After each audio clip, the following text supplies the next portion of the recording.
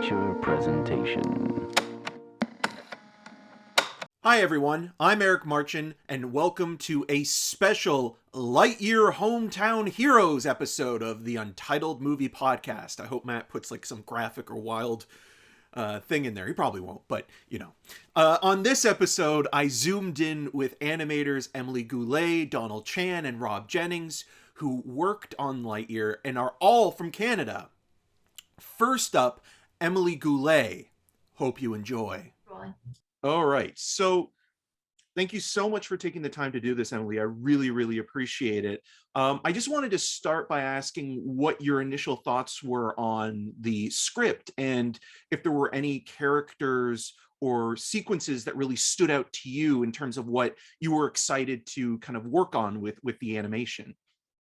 Yes, well, as you might know, in animation, we don't necessarily read the script. Us animators will watch a version in storyboards and animatic. So we'll watch a really rough version of the movie in sketches. And I did actually have some shots in the movie when I first saw it. I was like, I want to work with this character. The character of Alicia and Izzy were characters that I thought were incredibly inspiring. And as I love Buzz, don't get me wrong, I'm a Buzz fan. But the thing that I found fascinating is, to me, Buzz is great because the characters surrounding him are also making him like a great character. It's a team thing. And Alicia is such a strong character. And I love that they work together to make each other better. So yeah, I animated a lot of the stuff at the beginning of the movie in Act 1 with Alicia. And it was just so cool. Those action shots. So That first sequence took me by surprise because I didn't know what to expect, and I don't want to spoil anything, but it has that emotional core that something like Up did, where it really hits you in that first sequence, and there's this microcosm of a story that is beautifully told. I wanted to ask you about the collaboration process with character artists and what that's been like, especially during the pandemic. yes, well, thank you for asking that, because this was my first time actually doing that very early on a movie. Actually working with the character modeler, we call character artists. They actually build the puppet, and for that I worked mostly on background characters. And there's one scene in the movie when a female character is in mission control and talking with Buzz at the end of Act 1. And I worked with one of the character artists on this, and it was tough over Zoom, but at the same time, we were going through the same thing. So we would always start our conversation by making sure, how are you doing? Checking in. And I do have to admit that I miss like hallway chit chats and conversations around the coffee machine, because sometimes that's when ideas come up, right? But we've tried to find other ways through Zoom to have those moments of just casual talks. And we'd talk every day, like daily we would talk. The character artists will do a pass on the model and the rigging and the puppetry. I use the word puppet to make it easier for listeners that it might not be Right. used with the process. And then I would take the character and play with it and try to like see how the mouth is moving and how other things are moving on the character. And then we talk again together, and then all that stuff is going through Zoom. If it were on campus, I would be sitting next to them and we'd be doing the same thing. So it's fairly similar, but I would have to say that this experience being the first time doing this work with character artists, I had a blast doing that. Because then when you get to animate the character after that, it's a lot of fun, and you want to honor the work. You want to honor the work that the character artist has done. So. Well, especially with the physicality as well, Yes. right? It's one of those things where, you know, like movement is so crucial, especially when you're working with human characters and sort of observing them and how they work. Was there any difficulties or challenges there in terms of just looking at like how characters work in sort of a hostile terrain? Yes. Yes, there is. My character, the character that I was working on, was mostly sitting at a desk and working at a computer. So I had to make sure that the hands were fine, even though we Right. didn't see much of the hand. No, actually, that's not true. We did. There's so many shots of button pushing in this film. So no, but that's, it, to a certain extent, the terrain of the finger pushing the button, your terrain is the button. So you need to make sure that the hand feels like it's actually anatomically correct, and that's really hard in CG to have Right. a hand that doesn't feel like it's like a doll, and it's not like a controller outside that's controlling the hand. So you talk about like terrain, but every part of the body needs to feel real, Right. otherwise you lose the suspension of disbelief thing. So the face needs to feel real. When the character talks, it needs to feel like the jaw, and actually like it feels anchored to the cranium and things like that. So I, I feel like I'm getting passionate about it. No, But I love that. And I have to wrap with you, but I want to thank you so yeah, much for taking the time to do this because again, like I could get into this so much more and hearing you talk about it is just so inspiring. So thank you so much, thank Emily, you. for taking the time to do this. I appreciate it. I hope I answered your question. So, Absolutely. Yes. Yes. Thank you thanks. so much. Great. Thank you. Bye. Next up, Donald Chan. Now, I was reading your write up on the film, Yeah. and I was really curious because you hear a lot of animators, they start really young, drawing and kind of go in that direction, but you took a different path.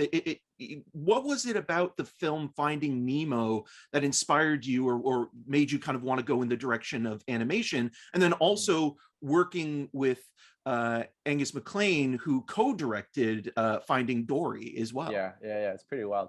Yeah, so I guess, I always grew up loving art and drawing. Animation was like never on my radar. I never really watched movies for whatever reason. It was always like TV shows like Beast Wars or Beasties. Yes, it's a yes, different yes, name. yes. Yeah. Rat Trap and Optimus Yeah, Prime and all those exactly. characters, Yeah, yeah. amazing. Yeah, so I watched a lot of CG like kids shows. Um and yeah, so I mean, grew up wanting to be a painter, all that stuff.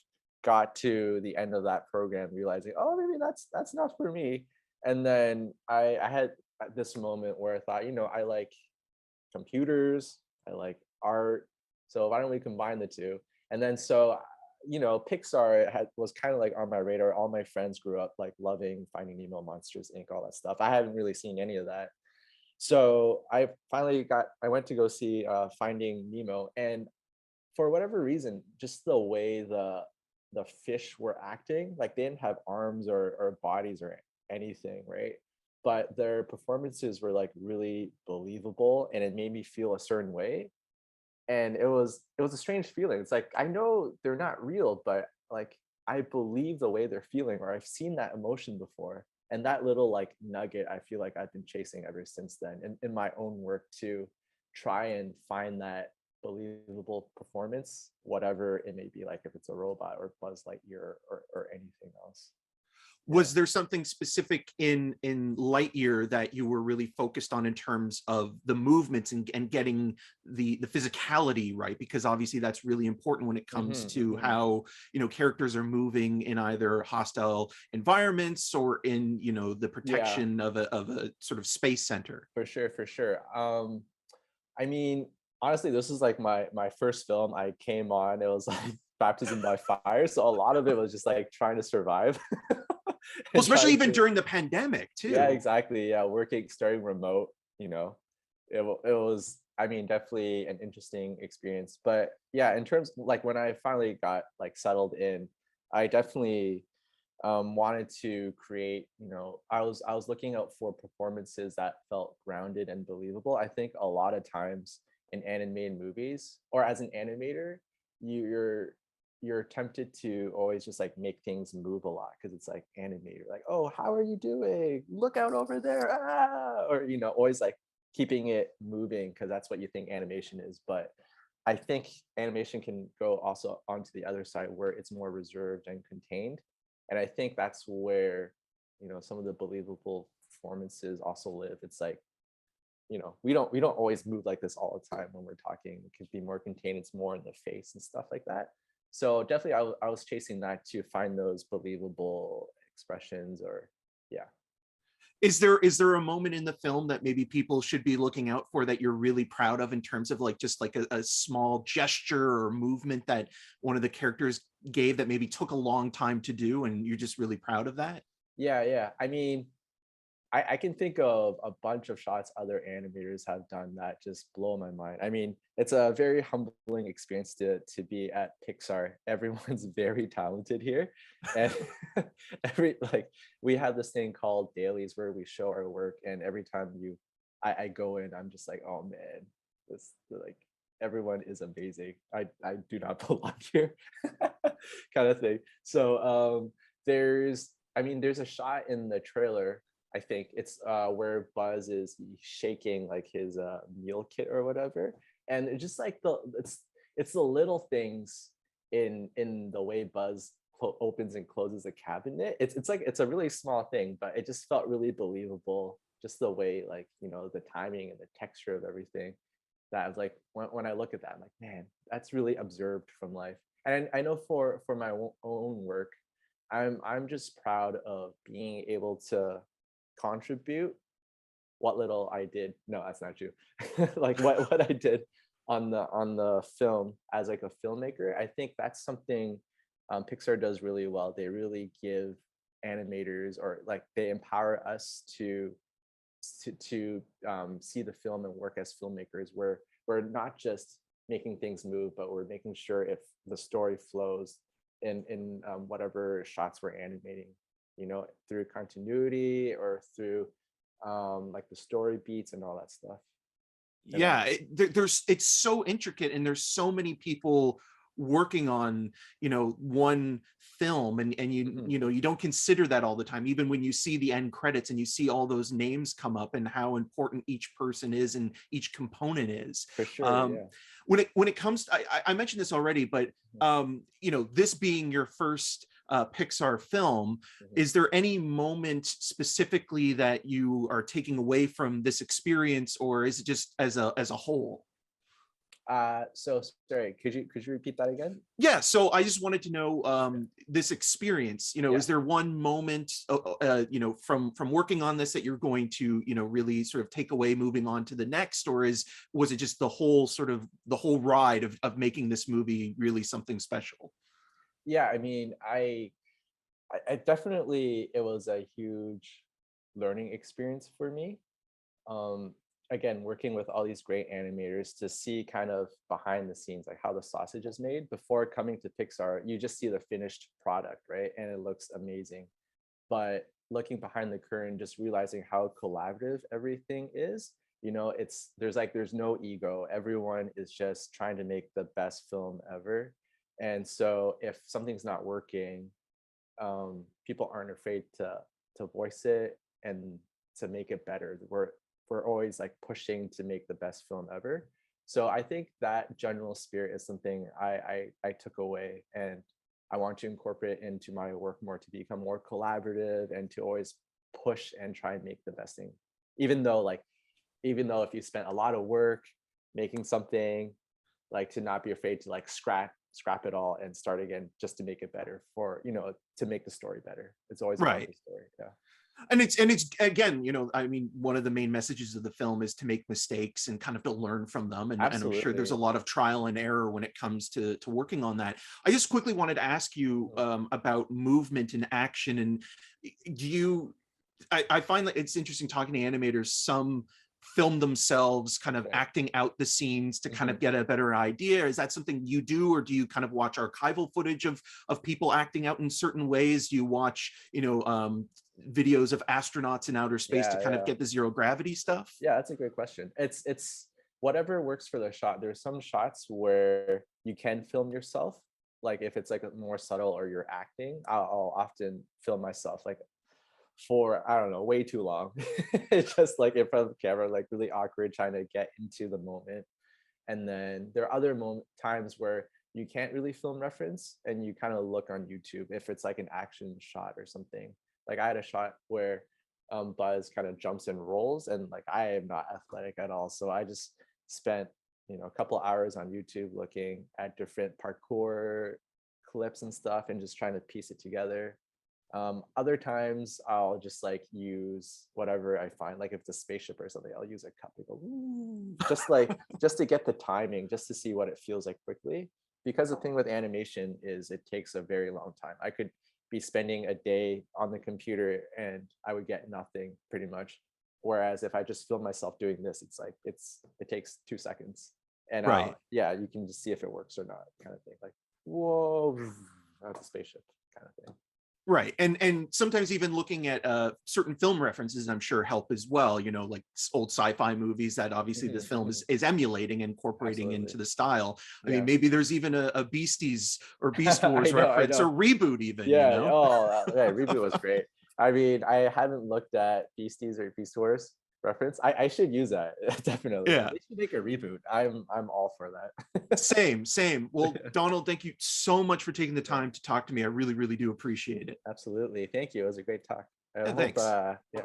the rest of it goes well. Yeah, thank you. No, it has been so far. And again, congratulations on the film. Thank you so much.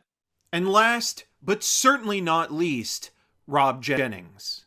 Thank you so much for taking the time to talk to me, Rob. I really appreciate it. Hi, Eric. Nice to meet you.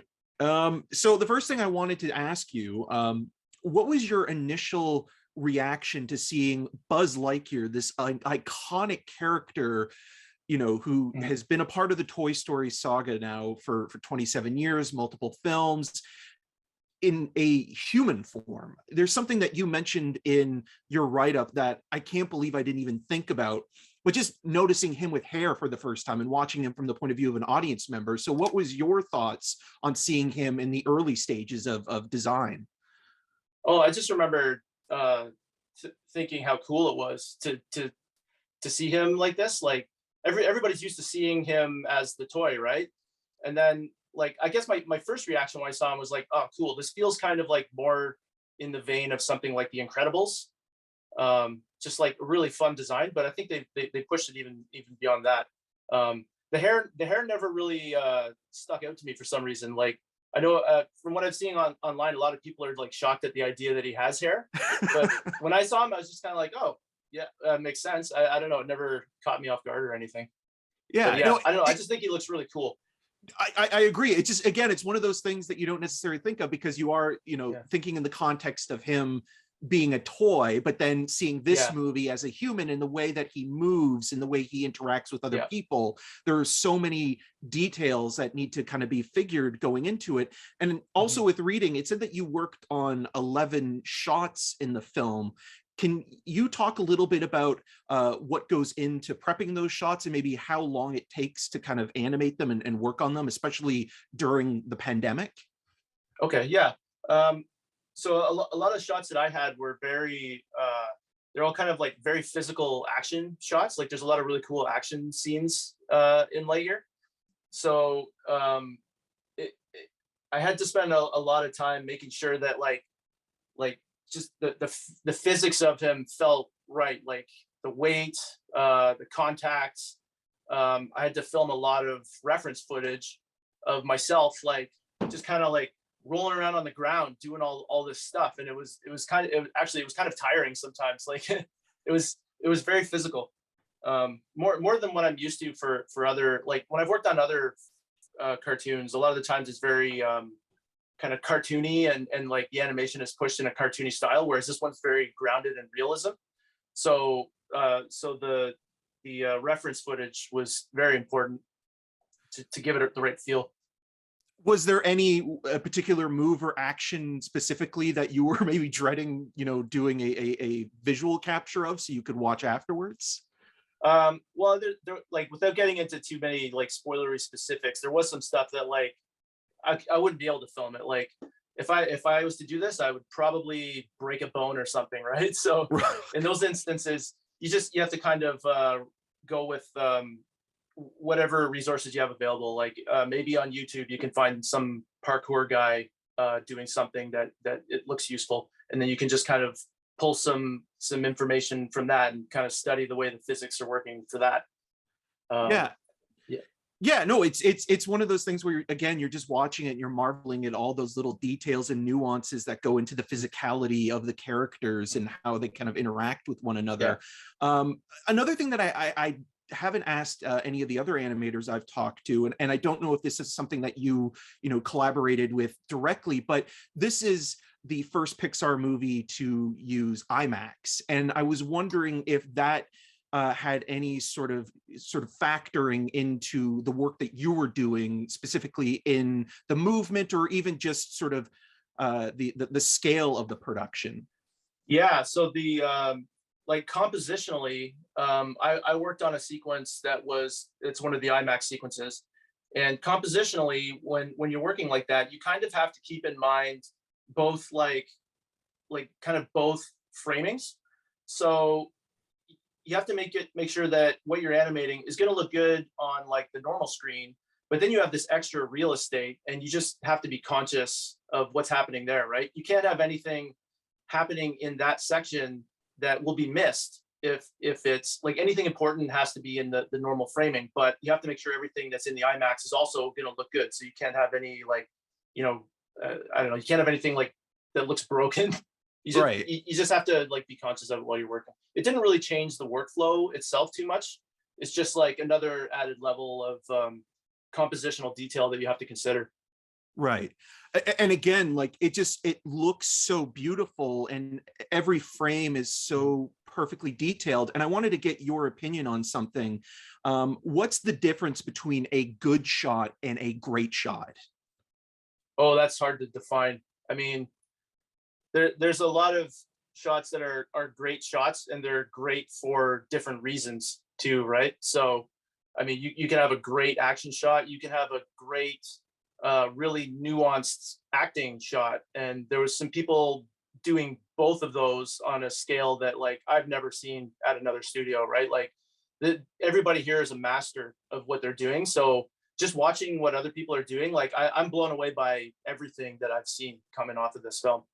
um, Whether it's like broad animation or really subtle specific animation, I think that the Pixar process is what pushes it to those levels of greatness that you're talking about. Like they're only interested in making sure that everything looks as good as it can at the end. Yeah, and the emotional core of the story, I think, also really kind of melds nicely with the animation. And I mean, you can't have, you know, a great story without that emotional core. So I wanted to Mhm. ask you about the script, and specifically if there were any characters that stood out to you that you sort of really were attached to while working on the project. Well, I spent most of my time working with Buzz himself, so I guess like for me, I'm the most attached to him just because like I spent the most time with him in the shots and stuff, and I really like his character arc. You know how he, I mean, without like spoiling anything, just his drive to finish the mission, and just how he changes over the course of the film. I think it's great. Yeah, well, I mean, just thinking about it, and again, I mean, we keep mentioning it, no spoilers, but I think part of the fun of this movie is going in, and that first act is incredible. And you wearing the Doug shirt specifically reminded me of the first sequence in Up, and how emotionally grounded it is, Mhm. but also just profound in just the character's emotions and the arc in that one sequence, and all Mhm. the references to other sci-fi movies. Were there any references or any sci-fi films that you were thinking of specifically while you were working on it that just, you know, you were a fan of growing up with and enjoying as a kid? Yeah, I mean, all the all the ones that you would expect, right? Like I've always been a fan of sci-fi, so I grew up with Star Wars, Close Encounters, the Aliens films. I know Angus, the director, is like a huge Aliens fan, so he's coming at it from that point of view also. So yeah, I mean, I don't know if you can see, I've got some of my sci-fi stuff on the table Nice. behind me here. I've got Well, I like see Star Wars Salacious models there and in the stuff. corner as Yeah, well. Salacious. Yeah, he sits in for a lot of my Zoom review meetings. Does he So heckle any yeah, of the other people with his laugh? yeah, he you can actually like hit the button and he'll laugh. I picked that up at at Disney World right before the pandemic, actually. Oh wow.